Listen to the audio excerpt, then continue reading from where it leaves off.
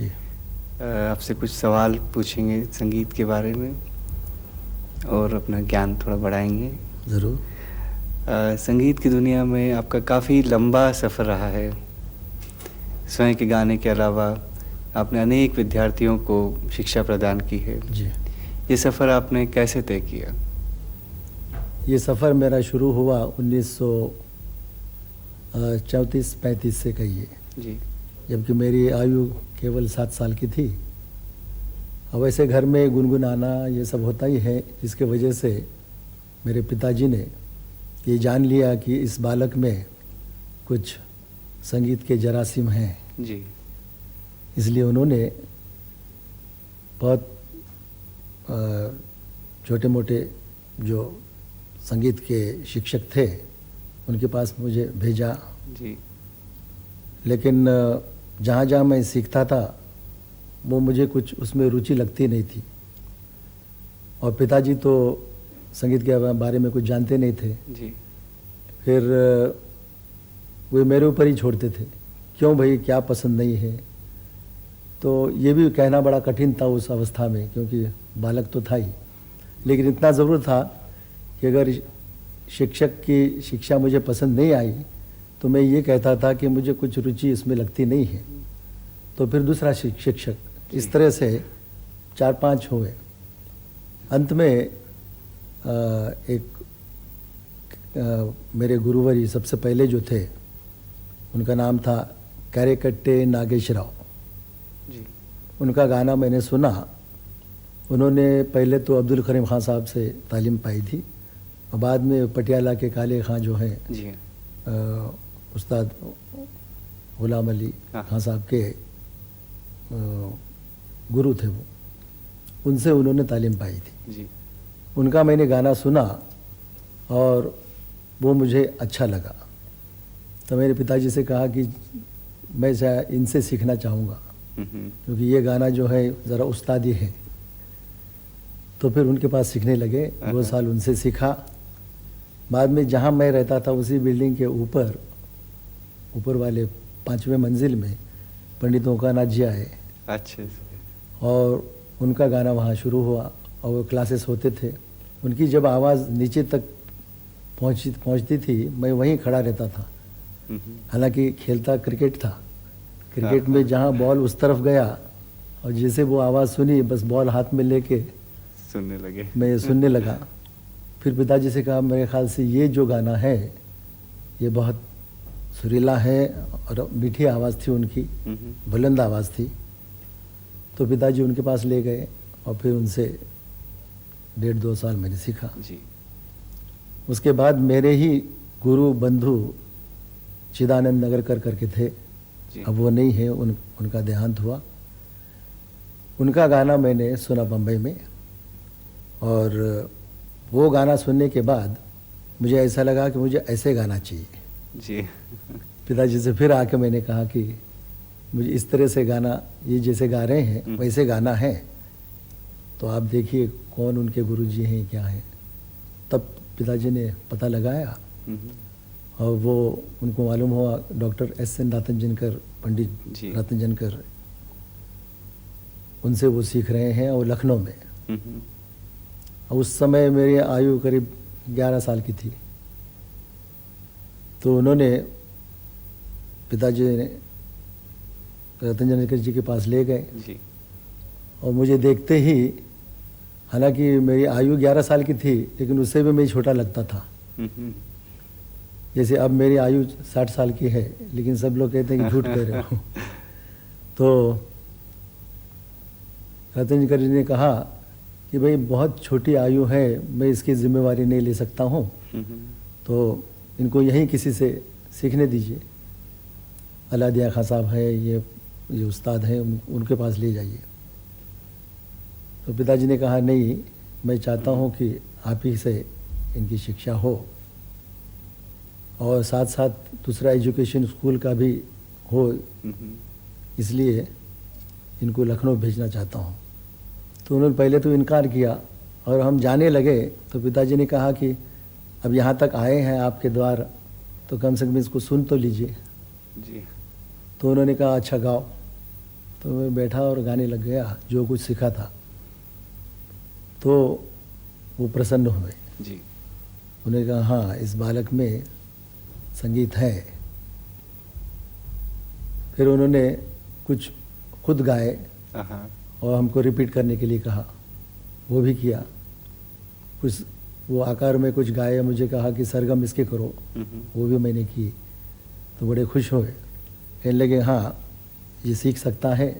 तो 1939 में जी।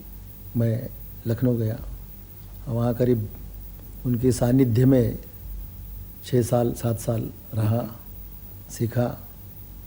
और जिसको अंग्रेज़ी में इंसाइट कहते हैं, जी हाँ।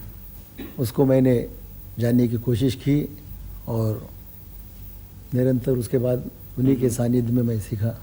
जी। तो रतन जनकर जी की शिक्षा में काफ़ी लाभ मुझे हुआ। परंतु मेरे आइडियल जिसको कहते हैं जी। गवैया, जिनको मैंने सर्वप्रथम सुना था, वो उस्ताद फैयाज़ खां साहब, अच्छा अच्छा। 1934 में। तो वो गायकी जो है मेरे मन पे बसी थी। और नगरकर, पंडित नगरकर जी की भी गायकी करीब करीब उसी की तरह थी। क्यों? तो मैंने वही गायकी जो है अपनाई। जी। तो इस तरह से ये मेरा शिक्षण शुरू हुआ।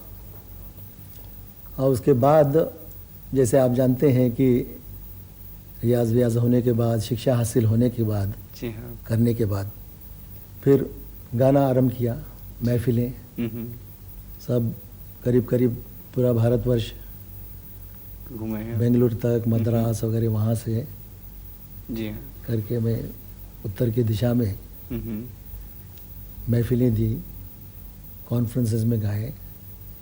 इस तरह से ये रहा। जब आपने पहली बार कॉन्फ्रेंस में गए जी, अब जाते हैं, क्या फ़र्क महसूस होता है? कि पहले ज़माने में कॉन्फ्रेंस जिसको कहते हैं वो आदान प्रदान होता है। जी। कुछ संगीत के संबंध में विचार गोष्ठी जो होती हैं, जी हाँ, वो की जाती थी। जैसे भातखंडे साहब के ज़माने जी में हाँ, सही मायने में म्यूज़िक कॉन्फ्रेंस उन्होंने ही शुरू की, पंडित भातखंडे जी ने। जी। और उसमें रागों के बारे में चर्चा होती थी।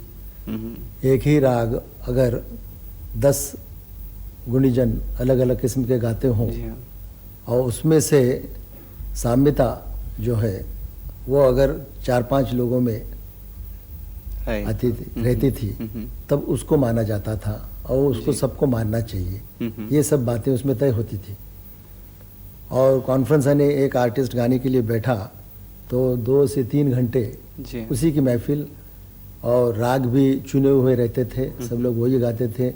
एक ही राग में बहुत सी चीज़ें, जी हाँ, कॉम्पोजिशंस, ख्याल या ध्रुपद हो गाते जी थे। हाँ, तो इस तरह से सुनने वालों को भी और संगीत के जो जिज्ञासु हैं जी, उनके लिए एक तरह का मसाला मिलता था। जी हाँ, और वहाँ ये तय हो, एक बात तय हो जाती थी कि जो जो राग हैं वो इस तरह से गाने से इसकी पवित्रता रहती है। नहीं तो अपने मन माने अगर कोई गाए जी हाँ, तो, लेकिन आजकल वो बातें नहीं हैं। आजकल क्या है कि आर्टिस्ट आते हैं, एक घंटा 1.5 घंटा गाते हैं और चले जाते हैं। एक मनोरंजन हो गया है। मनोरंजन, लेकिन उस समय वो मनोरंजन की सिर्फ जी हाँ, चीज़ तो नहीं थी। वैसे देखा जाए मेरे विचार में ये भारतीय संगीत जो है वो मनोरंजन की चीज़ नहीं है, जी हाँ, आत्मरंजन की है। जी हाँ, तो इसमें एक फिलॉसफी भी जुड़ी हुई है। वो पाश्चात्य देशों का संगीत जो है वो मनोरंजन मैं कह सकता हूँ, जहाँ मेरे अनुभव की चीज़ मैं बता रहा हूँ। लेकिन हमारी चीज़ जो है जी हाँ, एक स्वर में मग्न होना, जी, तन्मयता उसमें आना, ये जो है एक स्वर की बात कर एक रहा हूँ। स्वर, तो राग तो खैर क्या है। हाँ, तो इस तरह से पहले के कॉन्फ्रेंस में, आज के कॉन्फ्रेंस में मैंने ये बात देखी। संगीत के अलावा आपको अन्य कलाओं में भी काफ़ी रुचि है, जी इस बारे में कुछ कहना चाहेंगे आप? ज़रूर। देखिए, संगीत में जैसे कि मैंने कहा कि ये आत्मा से निकलने वाली एक स्फूर्ति है। जी हाँ।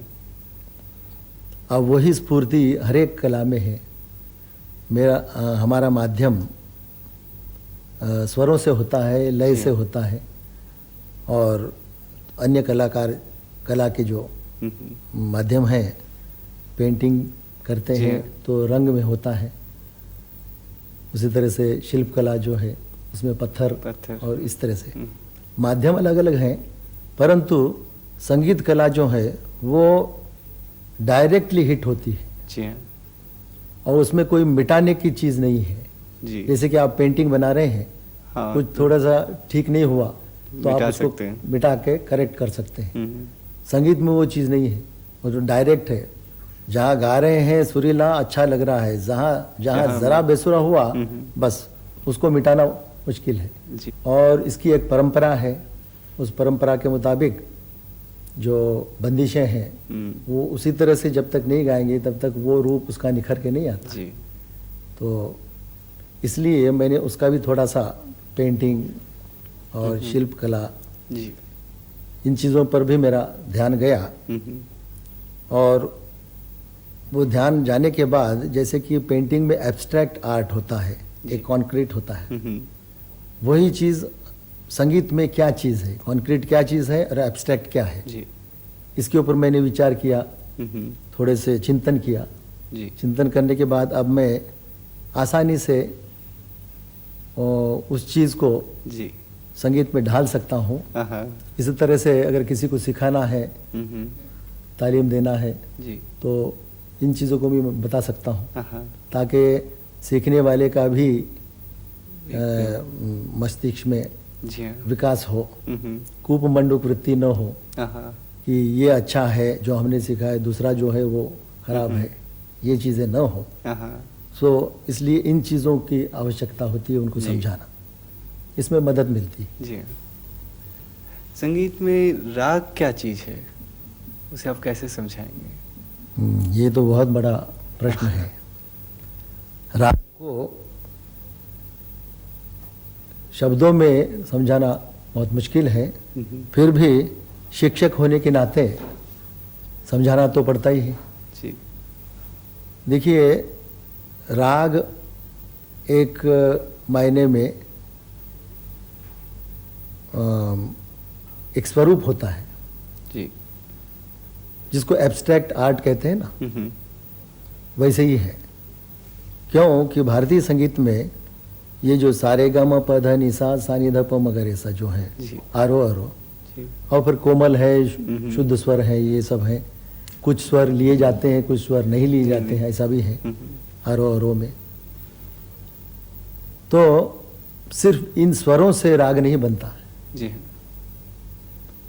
वो तो स्टाकाटो नोट्स हैं, परंतु कुछ स्वरों की एक गुच्छा, जी, स्वर समुदाय, उसको किस तरह से अरेंज करना, जी, मतलब जैसे हम कह सकते हैं कि आधुनिक रीति में आइके बाना अरेंजमेंट, जी हाँ, ईके बाना या आइके बाना कहते हैं ना, जी हाँ, फ्लावर अरेंजमेंट जापानीज, हम लोग वही करते हैं।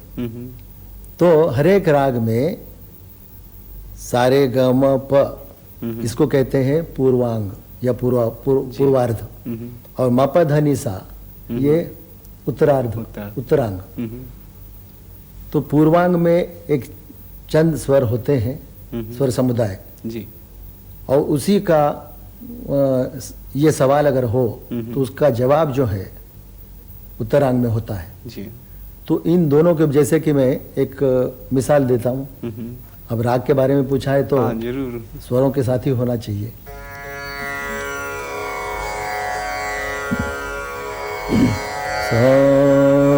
धीरे बजाइए। अब जैसे एक राग है भैरव, मैं ऐसे करूँगा कि आज भैरव पे ही शुरू करूँगा और इसी पे ही समाप्त करूँगा, क्योंकि राग को समझाना है।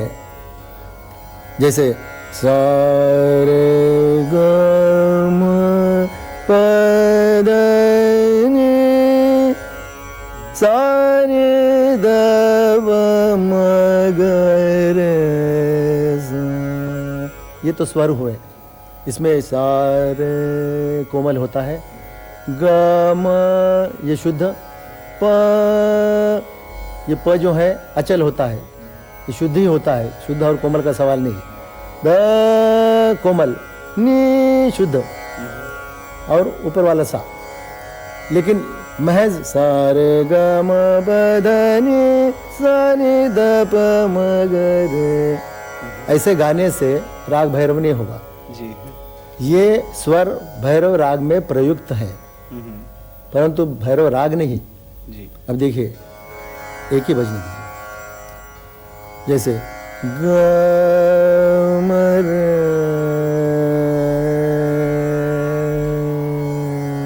सा। अब इन स्वरों को किस तरह से ट्रीटमेंट दी जाती है। रे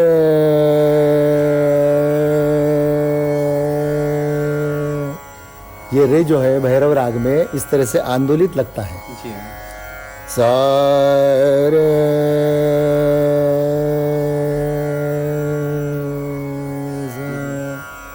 सा रे, इस तरह से स्टैटिक नोट जिसको कहते हैं वैसे नहीं लगता है। रे सा। अब अंग देखिए, ग म रे सा।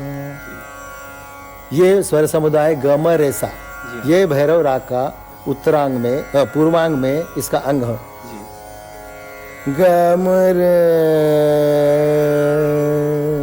सा, फिर इसका विस्तार होता है। अब इसका जवाब जो है उत्तरांग में नि सा द प, नि सा द प, ग म रे सा। ये दो हिस्से हुए, उसके बीच में एक ब्रिज है, नि सा द प। अब जैसे रे आंदोलित होता है, वैसे दैवत भी आंदोलित होगा, क्योंकि आपस में षड्ज पंचम भाव है। सो द म प ग म, द म प ग, ये ब्रिज है। ग म रे सा, नि सा द प, द म प ग म म रे सा। अब इसमें प्रयुक्त श्रुति जिसको कहते हैं माइक्रोटोन, वो और आंदोलन और मींड, ये भारतीय संगीत की खास विशेषता है, जिसके वजह से जैसे पेंटिंग करते हैं तब जो कर्वेचर्स जो हैं वो एक रूप देते हैं। आप सिर्फ स्ट्रेट लाइन करते जाएं तो कोई रूप नहीं आएगा, लेकिन इसमें कर्वेचर्स जो हैं वो इम्पोर्टेंट। रे नि सा द प ग म रे, ये मींड जो है एक रूप देते हैं। और इस तरह से जब राग को भरता जाता है उस वक्त एक मूर्ति हर एक गायक के सामने रहती है। और चूंकि यही स्वर वो बरतता है, इसके डिजाइन बनाता है, और वो देखता है कि इसका स्वरूप जो है वही बना रहे। परंतु इन स्वर समुदायों को अलग अलग तरीके से इसके कई कॉम्बिनेशंस हो जाते हैं। राग का स्वरूप नष्ट न हो, उसको बरकरार रखते हुए जो कलाकार इसमें जितने तरीके के स्वर समुदायों को बरतेगा या विकास करेगा, उसका उस तरह से उसका अपना एक अलग ढंग हो जाएगा। तो क्या है, और एक दूसरी विशेषता भारतीय संगीत की कि एक ही राग एक कलाकार 10 दफा गाएगा तो उसमें राग वही रहेगा, स्वरूप वही रहेगा, लेकिन अलग अलग ढंग मालूम होगा। वही राग अगर दूसरा कलाकार गाएगा तो और एक दूसरी चीज़ बनेगी, परंतु स्वरूप वही रहेगा। ये एक विशेषता है। और पाश्चात्य संगीत की तरह हम पढ़ते नहीं हैं। मैं कहता हूँ कि पाश्चात्य संगीत में वो they read music, we sing music. हम गाते हैं, वो पढ़ते हैं, क्योंकि वहाँ कॉम्पोज़र कंपोज करता है और बाद में कंडक्टर कंडक्ट करता है और बाद में जो बजाने वाले हैं या गाने वाले हैं वो गाते हैं लिखा हुआ। लेकिन हमारे यहाँ ऐसे नहीं है। एक राग का दायरा है, उसी में हम लोग अलग अलग तरीके से मन माने ये गा सकते हैं। तो इस तरह से हर एक राग जो है एक स्वरूप मानते हैं। उस स्वरूप को नष्ट न होने दें और उसमें रंजकता आनी चाहिए। ये खास बातें हैं जो हम समझाते हैं अपने शिष्यों को, और हमने भी ऐसे ही सीखा है। जी हाँ। आपने आकाशवाणी में वृंदगान जी के उत्थान में काफ़ी योगदान दिया है। स्वयं के गाने में और वृंदगान को कंपोज करने में, संयोजन करने में जी क्या फ़र्क महसूस किया? फ़र्क तो बहुत है, क्योंकि स्वयं जब गाते हैं तो जैसे जैसे विचार आते हैं वैसे वैसे हम उनको उन विचारों को स्वरों में ढाल देते हैं। जी हाँ। परंतु वृंदगान एक ऐसी चीज़ है कि वो पहले तो कंपोज होनी चाहिए। जी। कंपोज होने के बाद क्योंकि एक से अधिक लोग गाते हैं, इसलिए वो कंपोजिशन बिल्कुल उसी ढंग से सब लोग गाएं, या जैसे जिसने कंपोज किया है कंपोज़र, जी हाँ, उसके विचारों के आधार पर वो वैसे ही निखर के आए। तो उसमें क्या होता है कि कंडक्ट करने की आवश्यकता है जी। कंडक्टर की। तो ये जो चीज़ है वो हमारे भारतीय चीज़ नहीं है, वो पाश्चात्य देशों की चीज़ है जी। कि हमारा जो भारतीय संगीत जो है वो अकेले का ही काम है, चाहे वो वादक हो या गायक हो। परंतु अगर आपको अलग अलग चीज़ें देनी हैं, पाश्चात्य संगीत से हम जो कुछ लाभ हम ले सकते हैं तो वो ऐसी चीज़ें हैं कि वृंदगान, क्वायर कहते हैं वहाँ पर, तो उसमें तो फिर वो अगर करेंगे तो भारतीय राग हो या 3-4 राग मिले हुए हों, इस तरह से एक अलग प्रकार से कंपोजिशन तैयार करना होता है और फिर उनको गवाया जाता है। अब उसमें क्या है कि एक ही चीज़ 10 या 20 आवाज़ें एक साथ गाते रहें तो उसमें क्या है कि डेप्थ नहीं मिलता है जी। इस वजह से जैसे जैसे आवाज़ की क्वालिटी होती है वैसे वैसे आपको काट छांट करनी पड़ती है जी। तो ये एक चीज़ है। दूसरी चीज़ ये है कि जिसको पाश्चात्य संगीत में कहते हैं कॉर्ड सिस्टम, लेकिन कॉर्ड की तरह जहाँ तक वो कॉम्पोजिशन नष्ट न हो उसकी मधुरता, वहाँ तक षड्ज पंचम और षड्ज मध्यम इनको लेके अलग अलग ग्रुप बना के अगर करेंगे तो उसमें डेप्थ आती है जी। तो इस ढंग से हमने सर्वप्रथम जो मैं जब दिल्ली में था आकाशवाणी में तो उंगटान कॉन्फ्रेंस हुई थी, उंगटान कहते, तो बहुत से डेलीगेट्स सब आए थे, तो उसमें 100 वॉइसेस लेके मैंने सर्वप्रथम ये कोशिश की थी। हालांकि रचना मेरे गुरुजी रतनजनकर जी की थी, लेकिन ये सब तरतीब जो देना था वो मैंने दी थी और काफ़ी कामयाब हुई जी। उसके बाद रेडियो के अफसर जो थे वो कहने लगे कि इस तरह से आप करते रहिए, तो हमने किया और जो आवाज़ें जो थी यहाँ के गंधर्व महाविद्यालय के वॉइसेस मैंने लिए, क्योंकि एकदम से ऐसे ट्रेंड वॉइसेस मिलते तो हैं, तो लिए काफ़ी हमने उसके ऊपर विचार किया है और अभी भी कर रहा हूँ जी। करीब मेरे ख्याल से 50-60 ऐसे मैंने कॉम्पोजिशन किए हैं। जी। वृंदगान में। इतनी जानकारी देने के बाद ये मन तो होता ही है कि आपको कोई रचना सुनी जाए। अच्छा, क्या सुनाना चाहेंगे आप? मैं ऐसे करता हूँ, क्योंकि राग भैरव जो है, जी हाँ। प्रथम राग भैरव कहा है, हम्म, और पहले ज़माने में जो तालीम होती थी जी। वो भैरव राग से ही होती थी। जी हाँ। परंतु भातखंडी जी ने उसको बदल दिया इस वजह से कि पहले ज़माने में सीना बसीना तालीम एक ही शिष्य को सिखाता था, जी हाँ। गुरु। हम्म, लेकिन आजकल क्या है, जबकि सामूहिक रूप में सिखाना होता है, तब जैसे मैंने कहा भैरव राग में कि ऋषभ का कोमल का आंदोलन होना, जी। उसमें श्रुति का यूज़ कैसे होता है, ये सब चीज़ें जो है वो सामूहिक रूप में समझाना ठीक नहीं है। जी। इस वजह से उन्होंने कल्याण और बिलावल इस तरह से तालीम शुरू की। जी। नहीं तो प्रथम राग भैरव से ही जाना जाता था। तो सबसे पहले राग भैरव में आलाप, और बाद में विलंबित बंदिश और एक द्रुत बंदिश जी। मैं पेश करूँगा। जरूर।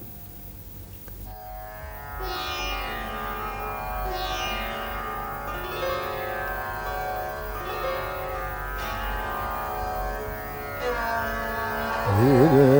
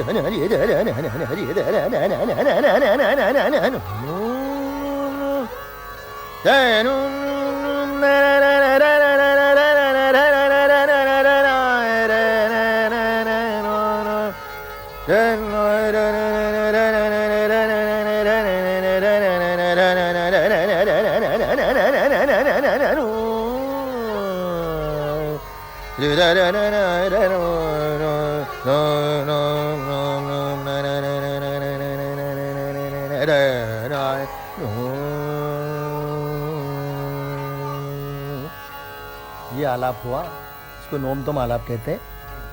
ये एब्स्ट्रैक्ट है और राग के सभी पहलू इसमें आ जाते हैं। जी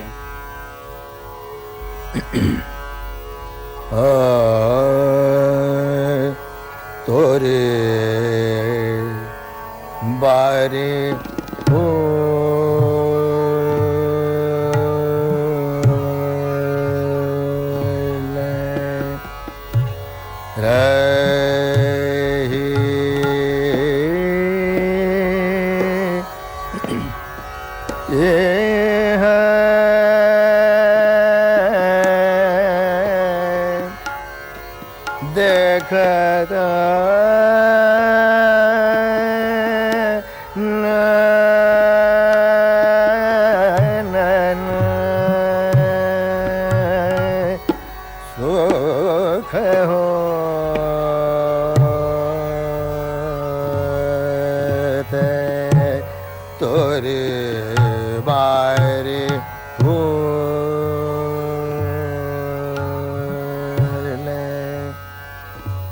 ये फिलोसॉफिकल सॉन्ग है, प्रशंसा है जी उस असीम शक्ति की।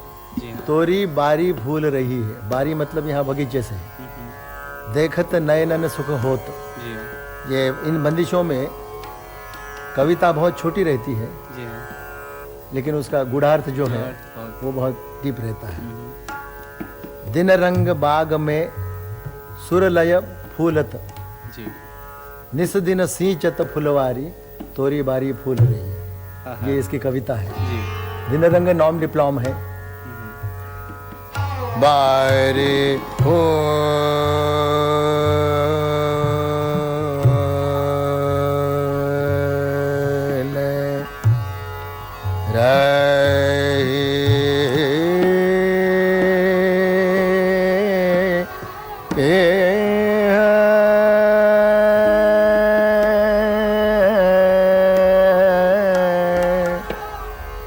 देखत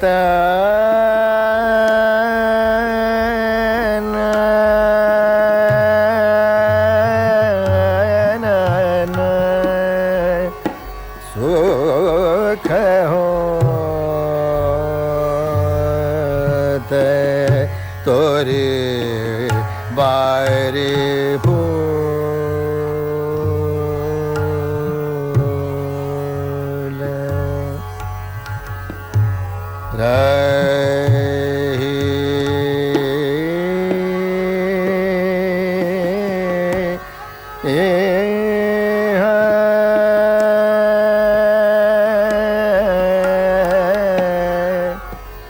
देखत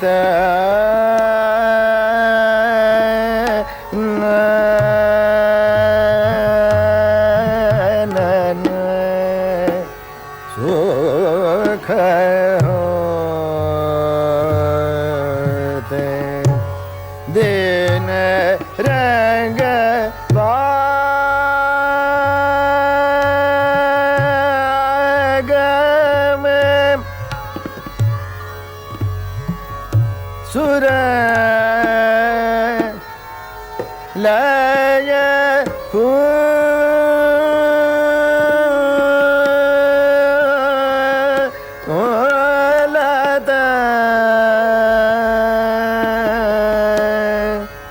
निस दिन सींचत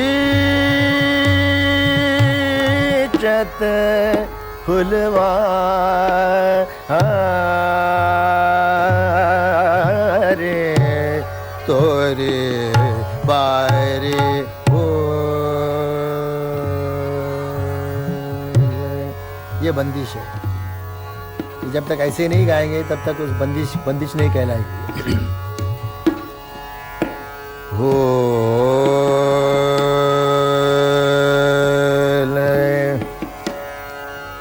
तोरे बारे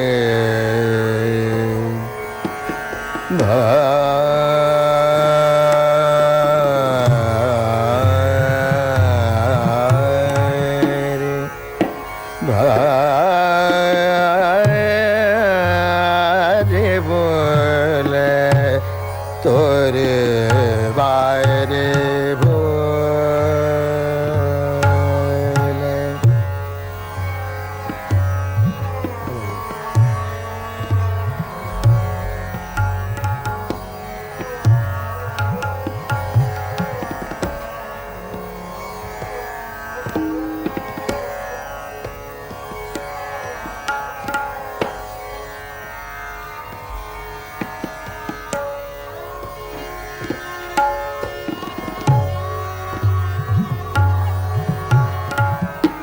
वाह।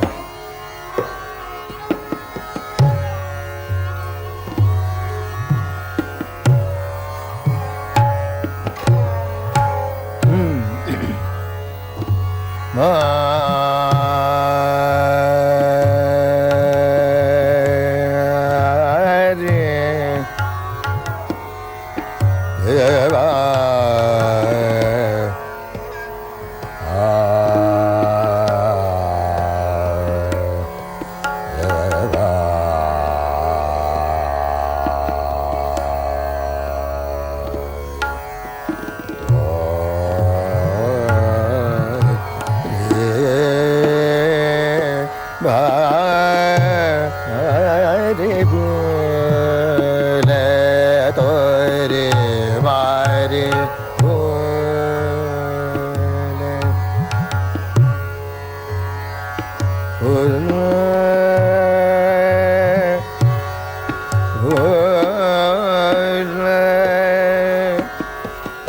फूल रे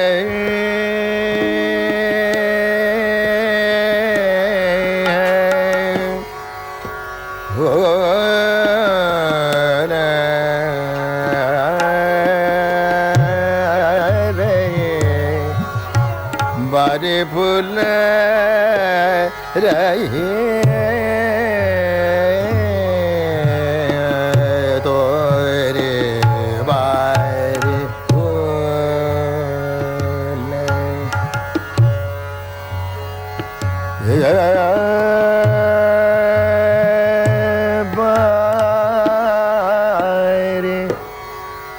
बारे बारे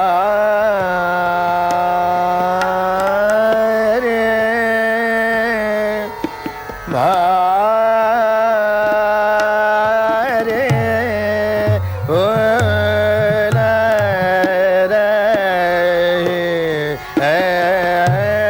बारे फूल तोरे बारे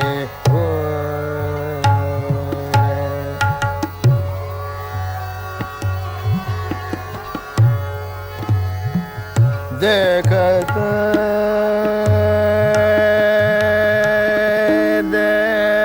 देखत देखत न न न न न न न न देखत न न न सुख हो तोरे बारे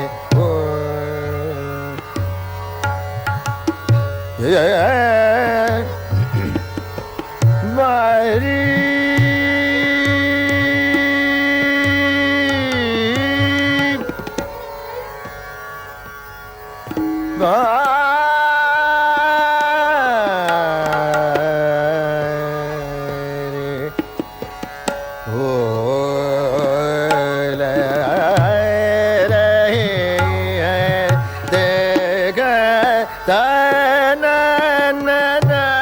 सुख हो तोरे बारे बारी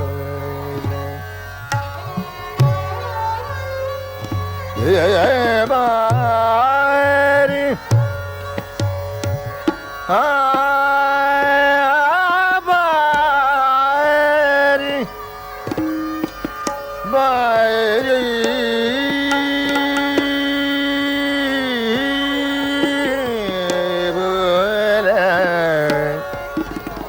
तोरे बारे फूल रही है देखत न न न सुख होत तोरे बारे फूल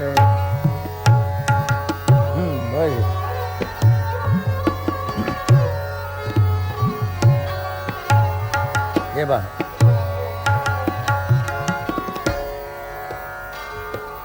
बारी बारी फूल फूल फूल रे तोरे बारे फूल रे देखत न सुख होत तोरे बारे दिन रंग बागम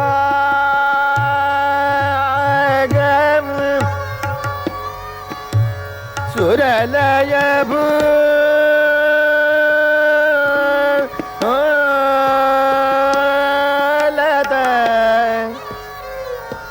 भूलत भूलत दिन रंग बाग दिन रंग बाग दिन रंग बाग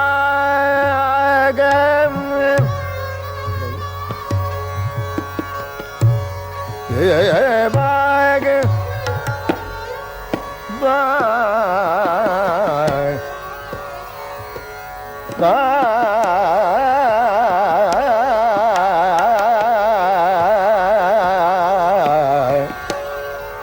बाग में सुरलय बोलत बोलत बोलत दिन रंग बाग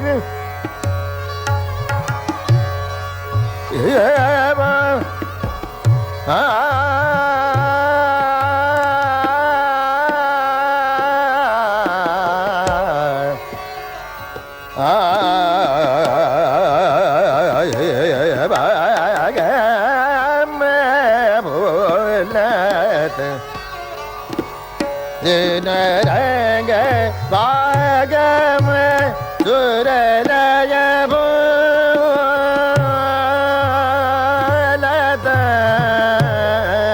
दिन रंग बाग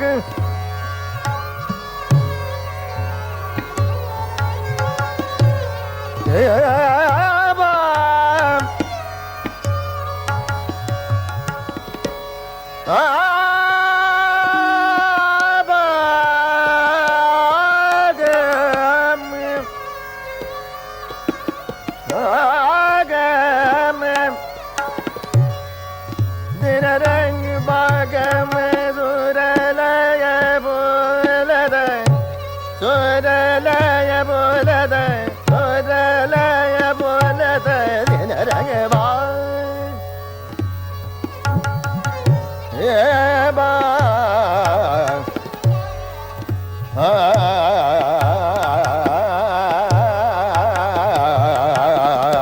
गया में सुरया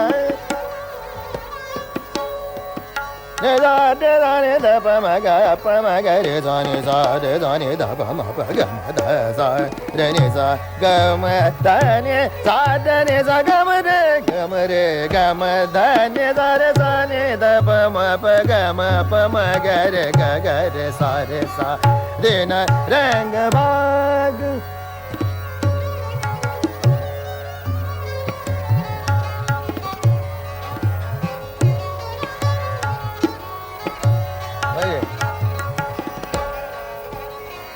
द ध नि द रे सा द ध नि द रे सा सा ध नि द रे सा रे नि सा ध नि सा ग रे सा ग म ग रे ग प म ग म ग रे सा नि रे सा सा ग ग म ध नि सा द नि सा ग म रे सा रे नि सा नि द प द म प ग म प प म ग ग रे सा सा दिन रंग बाग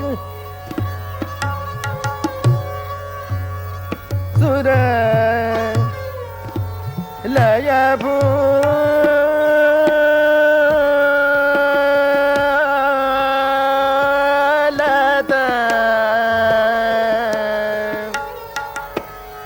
निस दिन सींचत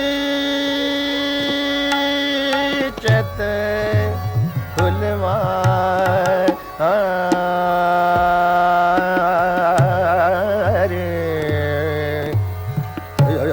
तोरे बारे हो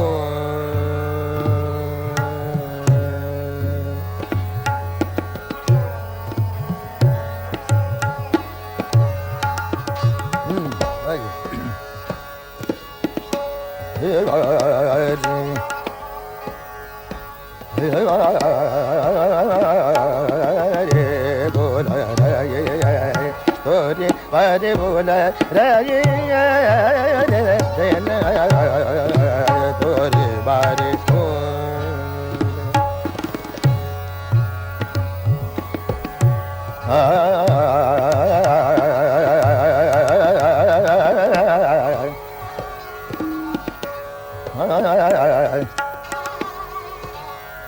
Papa magare dada magare dada papa magare dada dada papa magare dada dada ni dada papa magare dada ga ga ma da ni za de sa ni da papa magare dada do di ba di o da ni da za ni re de ni za da रे सा रे नि सा ध रे सा रे ध ध नि सा सा ध ध ग रे सा नि रे नि सा ध ध ग रे ग रे ग रे सा नि सा ध नि सा रे नि सा ध नि सा रे नि सा ग म प ग म ग रे सा नि रे सा सा म ग म ग रे सा नि सा ग म प ग म ध नि सा रे नि सा ग म प ग म ग रे सा नि रे रे सा नि ध म म ग प म ग रे सा नि सा तो रे पा रे ओ ग म प म ग म ग रे सा ग म प म ग म ग रे सा रे नि सा ध नि सा रे सा ग ग म अतीत अनागत ग म प म ग म ग रे सा रे नि सा ग म प म ग म ग रे तो रे पा रे ओ म म म म म म म ग म म ग म म ग म म ग म म ग म ग प प म प प ग म ग म ग रे सा ग म ग रे सा रे रे रे रे रे रे रे रे रे रे रे रे रे रे रे रे रे रे सा प म ग प म ग रे सा नि रे सा सा रे सा रे सा प प म ग रे सा रे रे ग ग म प ग म ध नि सा रे सा ग रे सा रे रे सा रे ध प म ग रे सा तो रे पा रे ओ hey hey hey do re ba hey ba re do re ba re bu la do re ba re bu la देखते नैनन ना ना दो रे बारे बोले थोरे बारे बोले थोरे बारे बोले तुम हो अवतार है भैरव तुम हो अवतार है भैरव तुम हो अवतार है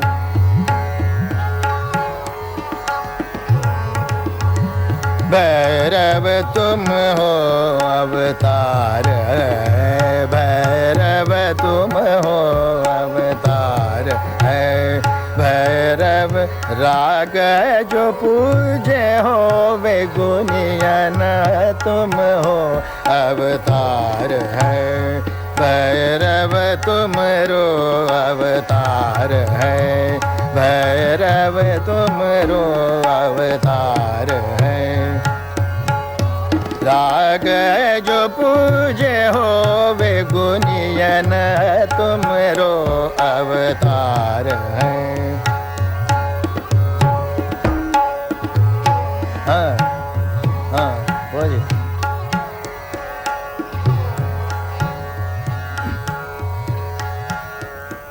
स्वर लय छंद ताल की माल स्वर लय छंद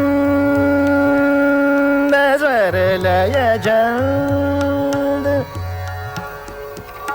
स्वर लय छंद ताल की माल स्वर लय छंद ताल की माल दारू करे नित सुमिरन दिन रंगवा को धरत ध्यान तुमरो अवतार है भैरव तुमरो अवतार है भैरव तुमरो अवतार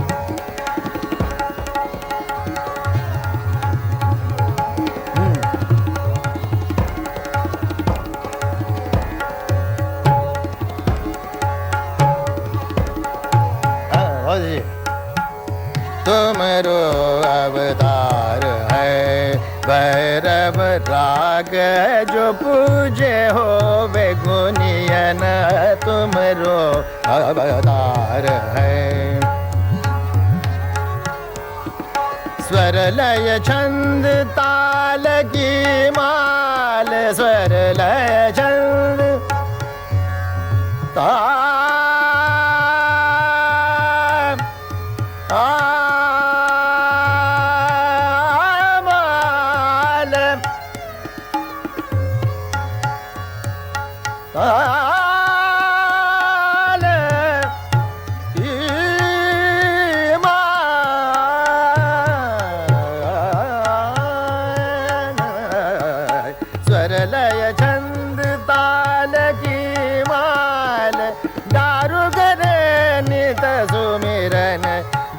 रंगवा को धरत झार तुमरो अवतार है भैरव तुमरो अवतार बजे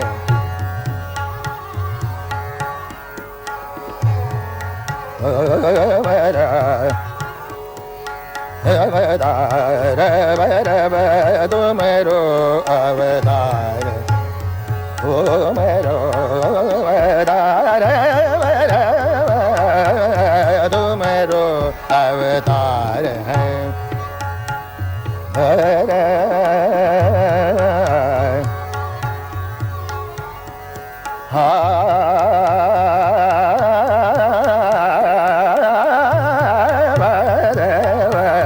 तुमरो अवतार है भैरव तुमरो अवतार हाँ बजे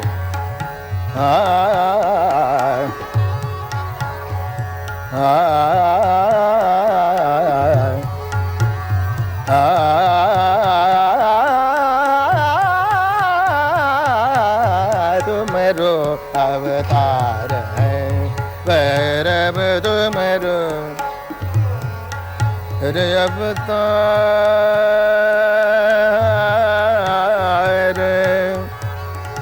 तुमरो अवतार अवतार तुमरो अवतार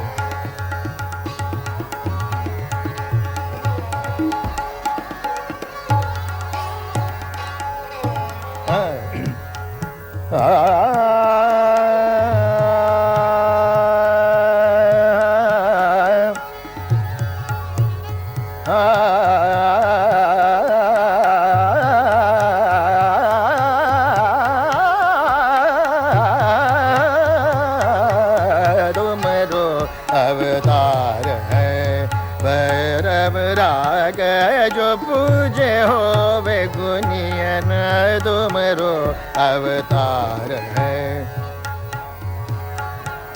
गमरे रे रे रे रे रे रे रे रे रे रे रे रे गरे रे रे गरे रे रे गदा दा गरे रे रे गदा दा गरे रे गदा साब माब मगरे दाने रे सा सा सा रे सा रे दा प ग मगरे दाने रे सा सा सा रे सा रे दा प मगरे सा सा सा सा रे दा प मगरे दाने सा ग प ग म दाने दा रे सा ग म रे दाने रे सा दाने प द म प ग म तुमरो अवतार है भैरव तुमरो अवतार तुमरो अवतार तुमरो अवतार है भैरव। ये बंदिश जो है ये भैरव राग के तायद में की है। मैंने कहा था प्रथम राग भैरव जी इसलिए तुमरो अवतार है भैरव जी राग जो पूजे होवे गुनियन जी जो इसकी पूजा करेगा वही गुनियन कहलाएगा क्योंकि प्रथम राग भैरव है इसलिए ये बंदिश है। आपने राग का जो विवरण दिया जी जिस प्रकार दिया वो सभी बातें आपके गायन में उभर के आई ऐसा हम सभी ने महसूस किया। धन्यवाद।